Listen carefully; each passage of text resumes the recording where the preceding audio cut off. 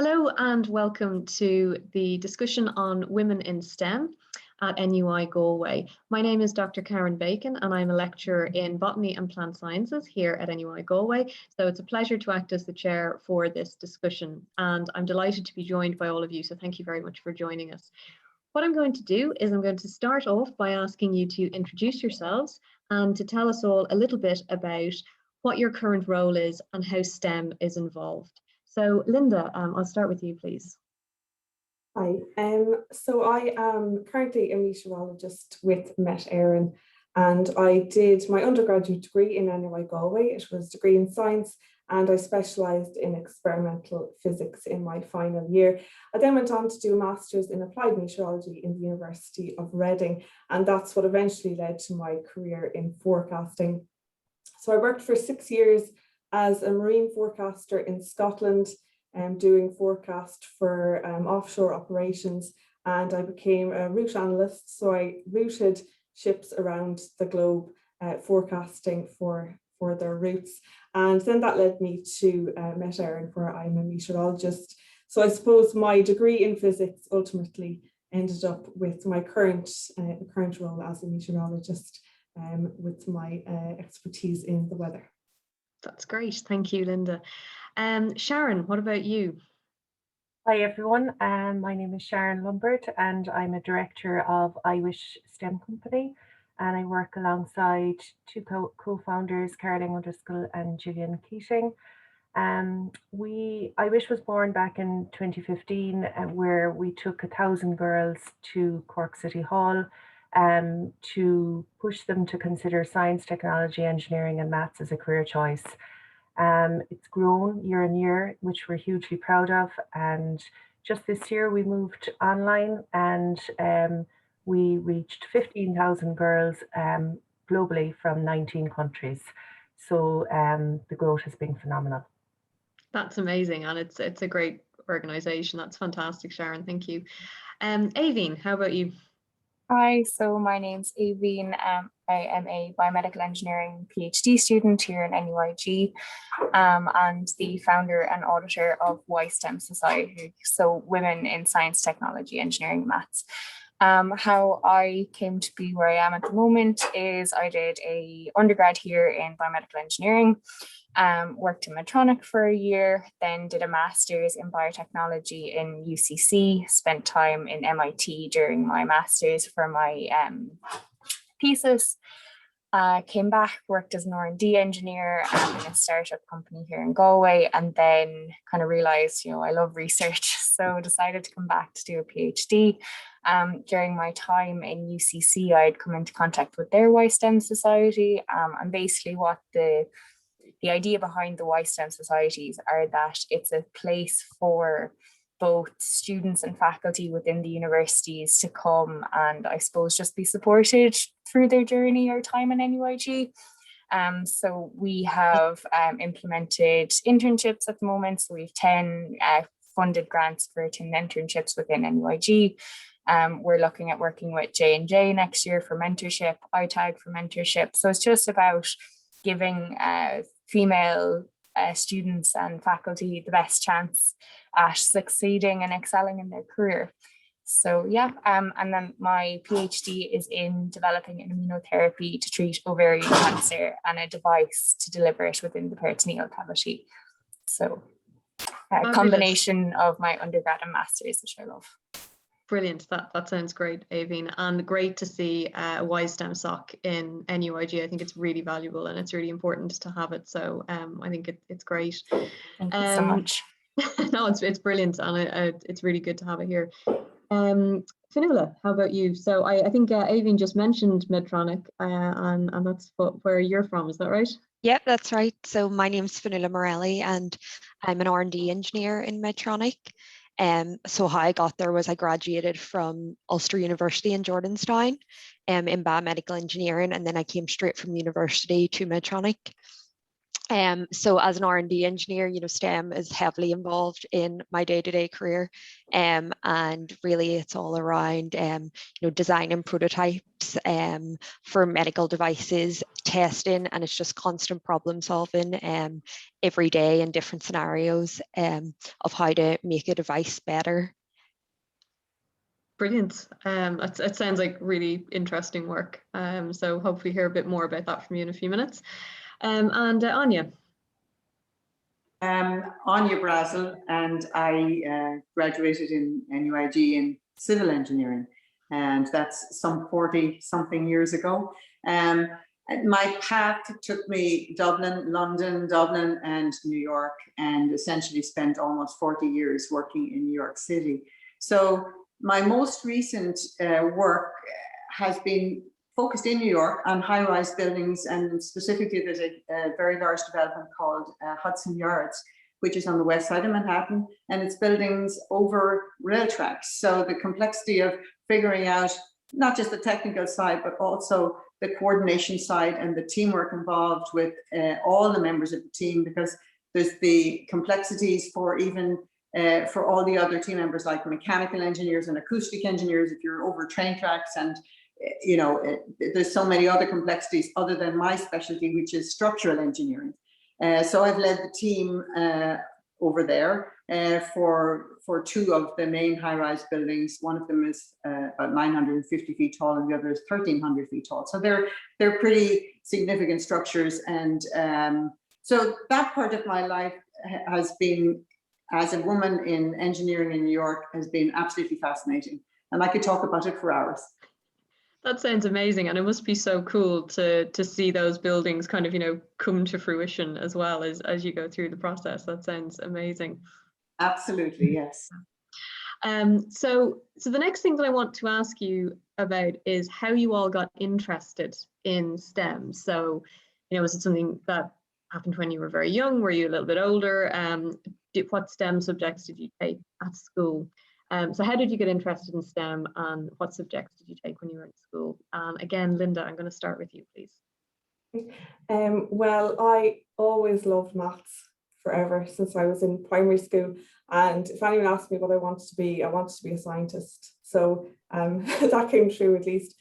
So I loved maths in primary school. I did science in secondary school, and I did physics for my leaving cert. So that was my chosen science subject. So I've always had an interest, and then it was kind of a natural progression to do science in university. I did look at engineering as well, so I kind of had to make the decision between those two, but eventually went with the science route. Yeah, that's great. I think that's probably going to be familiar to a lot of people as well. So for you, you were kind of always interested in maths and physics, and it just kind of grew from there. Yeah. Sharon, what about yourself? Well, I suppose it was a different journey for me, because I came from a very kind of a stereotypical background, I suppose, in terms of, you know, Sharon, you do the home economics, and, you know, like that's the path you should go down. And I have a daughter myself, and I could see that she was slipping down the same path, and that, you know, the stereotypical stuff was still happening. And then I met Gillian and Caroline, and, you know, I got very passionate about it, and it opened my eyes to everything that everything, the everyday things we use, the things that we dream about being, is all influenced by science and technology. And, you know, I suppose when we started out with I Wish, it was very much about the economic case and positioning these girls in our future economy. But I think, you know, we survey the girls year on year, and they come back and they tell us we don't have the confidence to do it. Boys are better at it. We think we shouldn't be in a career because it's seen as being a very male dominated career. So I think for me, it's when I saw that confidence piece, I became more and more passionate about it. And while back then it was about the economic case, now it's very much about that confidence piece for us and the girls. Yeah. Yeah, I think that's very important as well, because it is confidence, isn't it? It's, you know, having the confidence to express that interest that so many people have, and to feel like you're you know, just as able to be in those spaces. I think that's really important. Yeah. Aoibhin, how about yourself? Yeah, so I suppose I'd be very similar to Linda. Loved like maths. I have a lot of family in Dublin, so those 3-4 hour journeys were spent by asking my parents to give me maths problems. Lego, Meccano, anything. Like I got a toolbox when I was 8 for Christmas. I was always that tomboy that just loved science and kind of figuring out like inventions. And you know, I say inventions, it was like bikes and skateboards tied together with ropes. I think my parents' hearts broke. But so yeah, I in secondary school so loved maths and science the whole way up. And then in secondary school had, I suppose, similar to Sharon, then would have done like the home economics, the music, but still did science, you know, all that. And in transition year, I tried engineering as a leaving cert subject, or like as a taster for a leaving cert subject, and construction as well. And was like, oh my God, this is class. This is the bee's knees. Loved it. So yeah, that's kind of what sparked it. The engineering side of things for me, it kind of pulls all the bits that I'd loved into like one module or one subject. And I was kind of going, yeah, this is for me. I'm very lucky, always been supported by my parents. My older female cousin is a civil engineer. Our uncle is a mechanical engineer, or biomedical engineer, sorry. So we're kind of quite a mathsy, engineering-y family. So I was always incredibly lucky, like not pushed in a bad way in that direction, but you know, very much encouraged. If that's what I wanted to do, go and do it. Like nothing will hold you back. So that's another part of WISTEM, is to kind of give that encouragement to the younger girls, especially first year, second year, and then we're looking at doing outreach with like secondary school and primary school students, because it's definitely something that I saw within my friends, that they didn't have the, oh God, it's a lad subject, you know. I'm, I suppose, as I said, a big tomboy, so that never really bothered me, but definitely an issue for other people. So, yeah. Yeah, I think that's really interesting, actually, that you just had that kind of transition year, I guess, experience, that it was like, you know, and I think those kind of opportunities are really important, that you get to try these different subjects and have these different experiences and go, that's it. That's, you know, that has really captured my imagination and my interest, and that's really kind of what I want to do, and that's great. And it's all about opportunity, I think, isn't it, for people to try these different things and say, yeah, I can absolutely. Like if I didn't have transition year, now I possibly could have ended up there. You know, we're a family of engineers, so I probably would have stumbled upon it eventually, but it was a lot more organic. Yeah. And then also my engineering teacher, Mr. Monaghan, was like instrumental in it, because I was kind of like, oh God, you know, I didn't do it to primary or to second, to junior cert, like, you know, will I have the foundations, all that. That was my worry of like, I'm quite competitive, so I wanted to excel in it, and I just didn't want to put myself at a disadvantage. He said, no, look, have a look at these notes and you'll be fine over the summer between secondary or transition year and 5th year. And yeah, he was so supportive during my 5th and 6th year, so big shout out to him as well. Yeah, and I think that's another really important thing, something I can relate to, is having had fantastic science teachers in school, because science was something I was always interested in, but it was actually kind of having these, you know, teachers who were really encouraging of it, and, you know, supported things like the Young Scientist, and you know, there's a huge amount of work goes into that, from the teachers that are involved in it. And you know, that gave me my first kind of experience of trying to do a research project, which was fantastic. And it was like, oh, actually, you know, this is something that, again, that I would like to do. And I wasn't quite as focused as particularly Aoibhin and Linda have described, as, you know, kind of, you know, maths and engineering were kind of always there. I was always very interested in everything in both a good and in lack of focus kind of a way as well. It's like, oh, that's interesting. Oh, so is this. And I found that science actually really allowed me to explore that and to kind of dabble in different aspects of it. And that was one of the reasons I went for a general science degree, was because I just couldn't make my mind up. And I found the general science was fantastic, because again, it allowed me to try different subjects and find kind of my own path, and the work I do now is still dabbles between geology and botany anyway, so I guess I never really focused, so I don't know what that says. So Fionnuala, what about you? Yeah, so kind of similarly, I was very interested in science in school, but probably the main thing that pushed me towards engineering was technology and design, a subject they had in our school. And I went to an all-girls school, and like in basically A levels, which is probably like leaving cert down here, there was only 3 people in my class, and everyone used to laugh at me and say, that's a boy subject, why are you doing it for? But the one thing I loved about it was that it was a problem, and you got to go out, research the problem and come up with a design solution and get really hands-on and actually build something. And that's kind of what led me into coming into R&D and Medtronic. Like, it's the hands-on work that I really love. I love getting to build something, test it, and then iterate on it to improve it. So that's probably what led me into my career in Medtronic. Brilliant. Yeah, that sounds great as well, having those kind of, problem solving experiences as well. I think, they just add so much, don't they, to, really show you what you can do and how exciting it can be. Definitely, yeah. Anya, what about you? Well, listening to these ladies tell you their background is interesting to me, because I'm a little bit older than most of you, and honestly, I was very strong in math. But that's about the only thing I could say in terms of I had no knowledge or no experience of anything that would really tell me what engineering might be about. So people would tell you what your options were, and I had all the encouragement. You talked about being in a class of 3. My honors maths class was in an all-girls school, was 3, and we had Saturday morning classes to kind of make up extra time fitting it in. So there were only 3 of us and a fantastic teacher, and without that, I probably wouldn't have made this decision, feeling I could do anything. So choosing engineering was really as a result of being good at math and not sure really where it would lead me.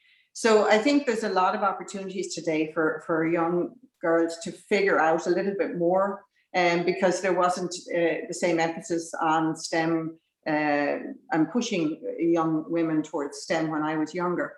I think, so I ended up going into engineering, and civil engineering was the option available to me in NUIG. And I'm so thrilled that that's what was there, because I believe that's where my strength was anyway, a little bit on the structural engineering side rather than the water and everything else.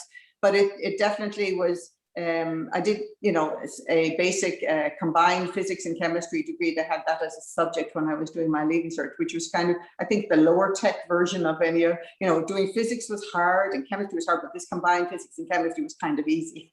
So I didn't have, a really deep background, and I felt at a disadvantage going in, because most of the class, the boys, had better background in sciences. I think that's what Sharon said about confidence.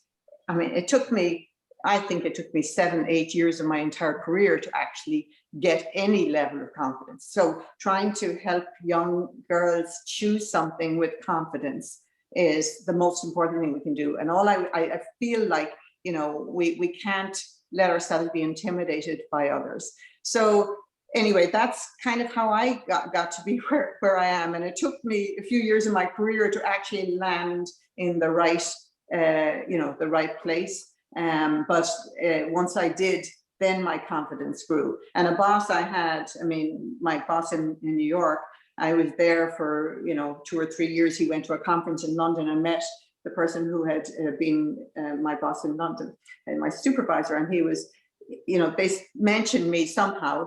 And my previous person from London, he said, oh, she was such a quiet person. She hardly spoke at all. And Michael was going, what? Different person? And I don't know who you're talking about.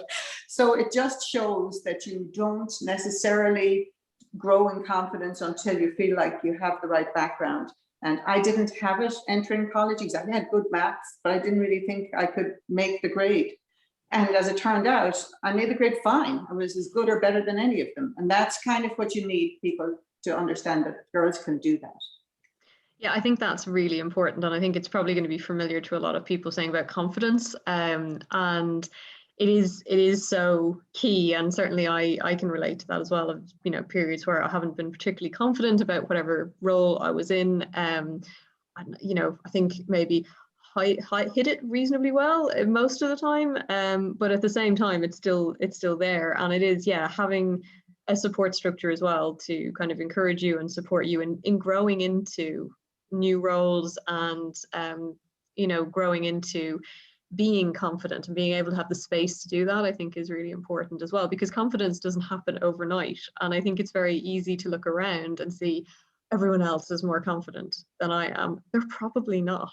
But, you know, it's just giving yourself the space to just grow into it, and it's okay not to be confident about doing stuff, but it's really important to be supported to grow into it, I think. And I think that's critical. And we see that a lot, I think, watching our students go from, you know, first year up to maybe doing a research master's or PhD, and you're like, oh, they're so much more confident now. And, you know, a student who will walk into my office, well, not these days, but in general, will come and say, I have this great idea. And you're like, that's brilliant. Whereas, you know, a year or two ago, they wouldn't have had the confidence to do that. So it's really important. I think that's really important. It's a good point. Hey, so my next question then is, what advice do you have for anyone, particularly women and girls interested in STEM subjects? So general advice for everyone, but particularly for women and girls. And Linda, I'll come to you. I suppose I have two pieces of advice. My first one is just when you're in school, to kind of know what your strengths are, because you're always going to excel in what you're strong in, but also if you enjoy it, and that's as important as being strong in a particular subject. And don't be afraid of something maybe being too difficult, or, I mean, your degree is going to be difficult. There will be, you know, times where it will feel too hard, or, you know, it'll challenge you. But just realize, if you enjoy what you're doing, it can make it so much easier.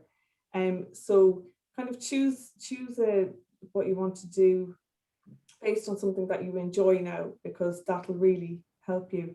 And the other point I want to make is, because it's kind of something I went through, was I had no idea what I wanted to do when I left school.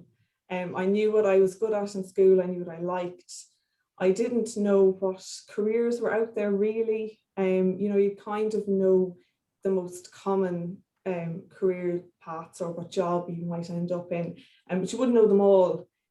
So kind of not to worry too much about exactly where you will end up, because, you know, doing a STEM subject can lead you anywhere really. And I had absolutely no idea I would end up being a meteorologist doing the weather on the TV. Like, no idea. Like, I never would have thought I would end up doing that from, you know, doing a degree in physics. So just not to worry about the long-term plan. Obviously, you know, think wisely about things, but not to worry too much if you're unsure now, because you know, doing a STEM subject can really lead you into such a variety of jobs. And I've certainly found that in my my jobs as a route analyst in shipping, and then doing weather for the Irish general public.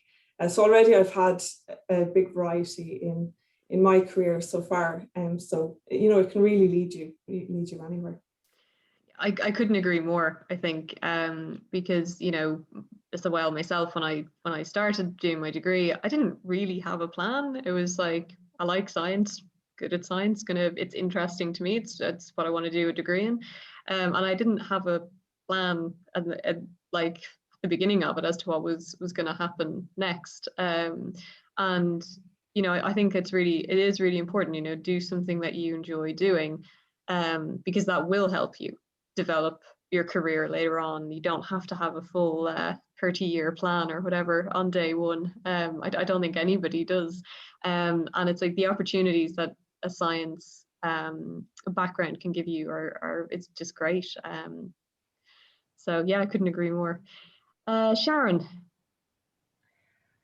Well, I suppose as a general statement, I would say to the girls or anyone, you know, dream big and fulfill your dreams. And if you're passionate about something, go for it. And remember that, you know, you can be anything you want to be. Just don't lie down to stereotypes. And I suppose relating to STEM, then I suppose it's for, you know, I suppose what we're trying to do is make these girls aware that, you know, STEM is influencing everything that we're using, the everyday things we use, and it's influencing everything. And I suppose now more than ever, even during this pandemic, that STEM is changing the world we live in. And these girls say to us, we'd like a job where we can help other people, but they don't associate helping other people as a job in STEM. And STEM is changing the world we're living in. So it's for them to realize that. And, you know, I suppose I read a stat the other day actually that women accounted for 54% of job losses during COVID because, you know, most women are in jobs such as the retail, the hospitality sector, the health service. But during the pandemic, STEM jobs thrived. I mean, our whole world moved online. And, you know, it's just to connect that and realize that it, you know, just as Linda said there, it opens the whole world of opportunities. And, you know, just be anything you want to be. It's possible. Yeah, and I think, you know, that's really important as well. It's, you know, have a go at what you absolutely want to do, and you know, be brave and try and have a go at those kind of dreams. I think that's really important as well. And I think you're absolutely right, that, you know, we're seeing scientists and doctors on TV all the time now as well, and it's really brought STEM front and center, and showing the importance of these kinds of careers. And you know, yeah, STEM is not going to become less important in the future. It's only going to become more important and more diverse as well in terms of you know, the opportunities that it offers. So yeah, I think that's great. Aoibhin. So probably one of the best bits of advice I've ever gotten, and it was from my dad, is if you love what you do, you'll never work a day in your life. And it is so true. Like, I absolutely love my job. I love coming to work every day. It's STEM is very much like a way of thinking. It's, as Fionnuala said earlier, it's problem solving. You know, it's very logic based. It's step by step. You look at one avenue. If it doesn't work, you kind of go, okay, well, that didn't work, but we can use it in a different way.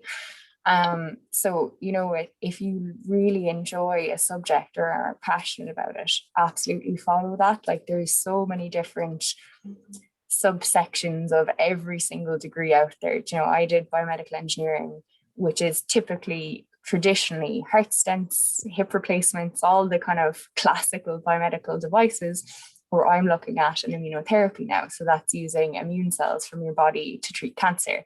So, you know, you start in one area and you never know where you end up. Like, life is such a meandering trajectory, and you can find yourself in any area. And then I suppose my second bit of advice is grab every internship opportunity humanly possible. I was very fortunate enough to do 2 of them, one during my undergrad, second one during my master's, both in the States.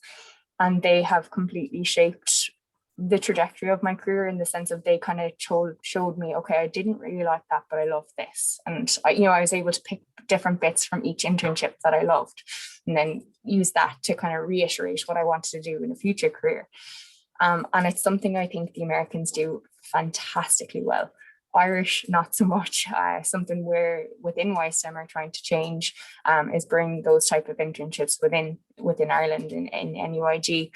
And it's so valuable. It's so valuable, because what it's great is if you hit on something you do like, but what's almost better is if you hit on something you don't, because you're like, okay, that's 3 months, I never have to do it again, and you can focus then on bits you do. So yeah, love what you do, and you'll never work a day in your life, and get as much experience as possible. So yeah. Yeah, I think that's wise words. And I agree again, the internships are just fantastic. And I've said this to students myself, you know, if you hate it, it's actually really valuable information. So yeah, no, I think there's no downside really to those kind of programs. They're fantastic. Fionnuala. So similarly, I would say my first one would probably be like exposure and experience. So try to get as much experience as you can in different areas. I think like it's really hard to know, like even still people today don't know what they're going to do, because it's hard to know what you're going to do until you actually get in and try it and realize how much you love it. So I would just say try get as much experience as possible, and even if you do get in somewhere in an internship, you know, and you're in a certain department, you could also even ask to go like shadow somebody in a different department for a week or two, because you just really never know what's out there. And there's so much in engineering and STEM subjects, like there's so many different avenues you can go down, so you won't know what you really love until you get in and try it.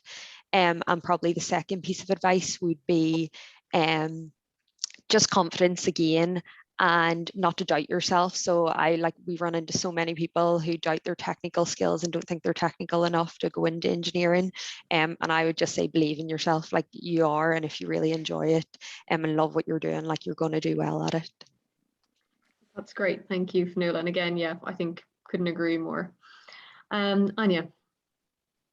Well, I would advise young women, young girls actually, to talk to as many women as they can find in different industries or different aspects of STEM, that people will be amazingly open, even just to talk to you. That, you know, a half-hour conversation with somebody, they'll give up their time, they'll talk to you, they'll help you, you know, if you've got some struggles with some questions. The next step is those internships, if you can get them, because it's fantastic to do that. But then you just have to recognize that, I mean, I have had fun 40 years doing what I'm doing. I really have loved it, absolutely.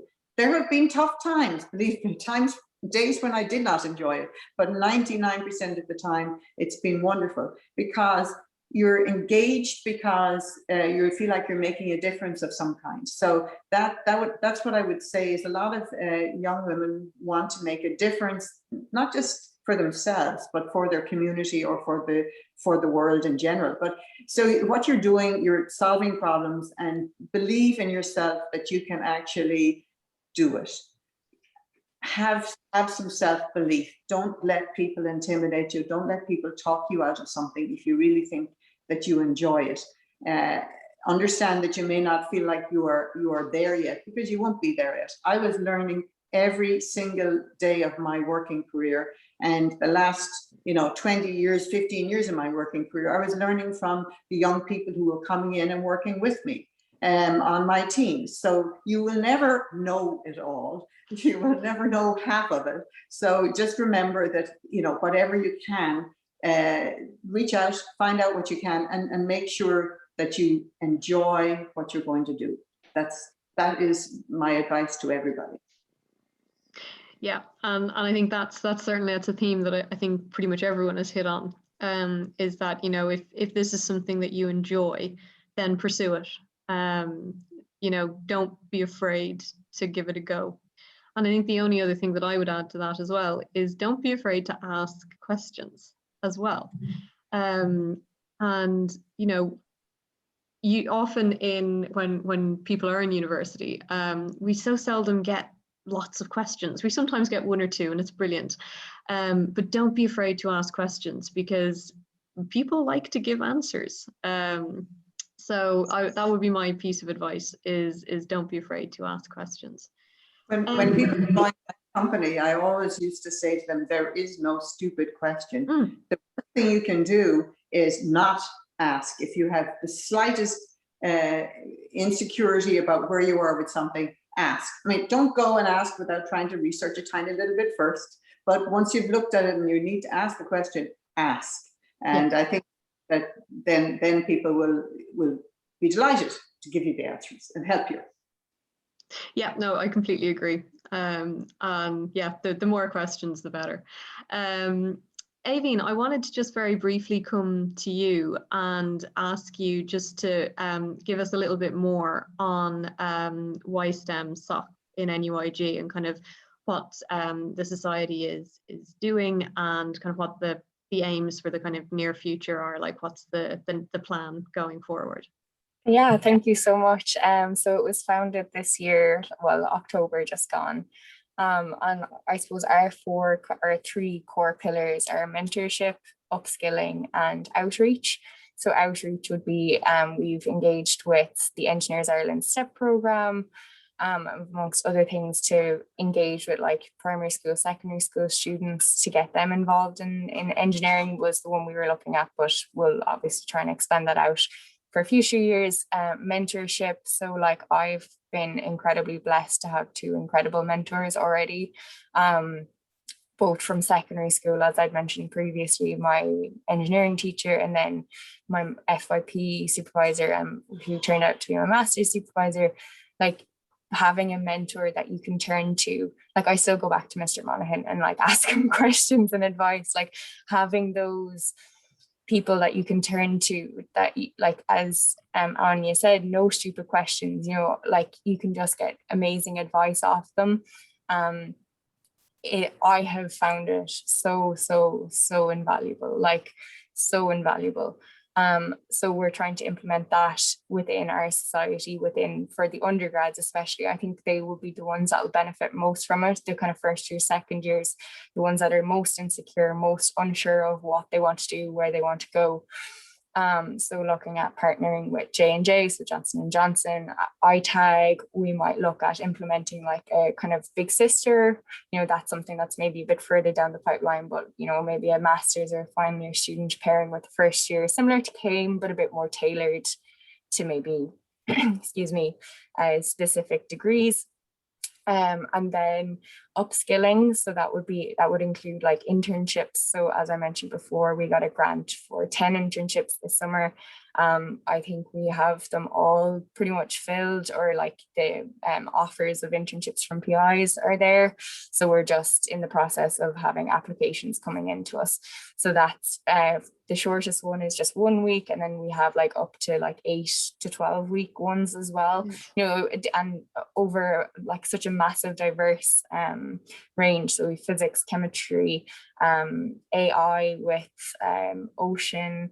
There is like civil engineering, electronical, electrical, biomedical. You know, there's a bit of everything, which is the evos of STEM. It's, you know, there's something for everyone. And then we've looked at, so one event that we had approved this year, but obviously with COVID wasn't able to happen, was a photo shoot to produce a LinkedIn profile photo. So it was something that I did with, I think, BizSoc when I was in like third year, so many moons ago now, and it's actually still my LinkedIn profile photo. It was, you know, it really sets you apart from just kind of a quick snapshot of maybe in your cap and gown, or, you know, it's very professional. It really kind of elevates your profile above anyone else, like lads or other females. Something I found was really helpful, and it has been commented to me by, say, recruiters or whatnot, oh, it looks great.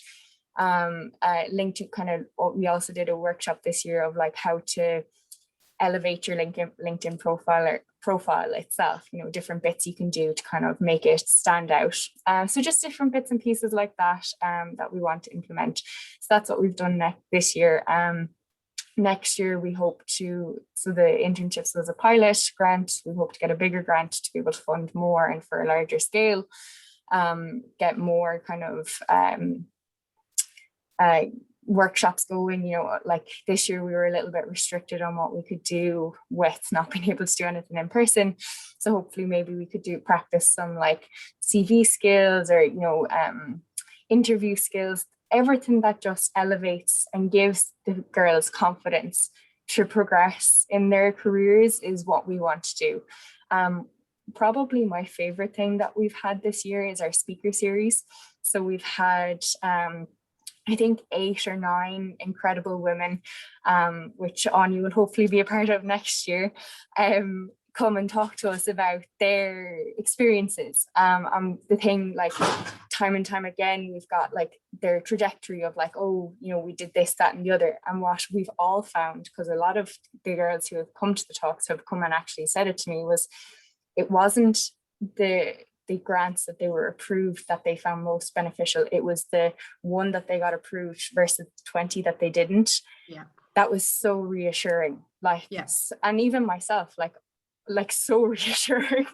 You know, it's like you see these incredible women who've just had like what you look like to be a perfect straight line trajectory, when a matter of fact it's kind of going ooh, like they're all over the place. And it's just, as a young female in STEM, that has been the most reassuring. Like, I can't express how reassuring it has been to see that. And I know it's not just me, it's been like anyone who's come to the talks. And like that, again, we've had completely varied from industry to academics. We had incredible physicist from England who is probably kind of late 60s, early 70s. Yeah. So she when she was doing it, like no girls went as far as A levels even, because she was up north, never mind to university, never mind to a master's, to a PhD, to a lectureship. So like I found that also incredible to see just within one lifetime how much it's changed. That's not an issue I've ever encountered. It's not something I obviously knew it happened, but like to hear it firsthand from someone who's lived it was just so kind of eye-opening, and like really made me appreciate how far we have come, and like women like that who have been absolute trailblazers and allowing us to excel. So yeah, that's kind of the society in a nutshell. No, and I think it sounds absolutely brilliant, and I was delighted to see it kind of start to be a thing. I'm not in NUIG very long myself, and I was like, oh, that's great. That's really good to see it. So yeah, congratulations, and thank you so much. Very best of luck pushing it forward. I'm sure you're going to do fantastic things. Yeah, we won Best New Society this year within NUIG, so we're going for bits. Fantastic. Thank you. So I'm going to leave it there with everyone, and I want to say thank you all so much for joining us for this this conversation, and it has been absolutely fantastic hearing your diversity of experiences and career paths and advice for the next generation and for women coming up in STEM. It's been an absolute pleasure talking to all of you. So thank you very, very much. Thank you so much. Thanks very much. Thank you. Thank you.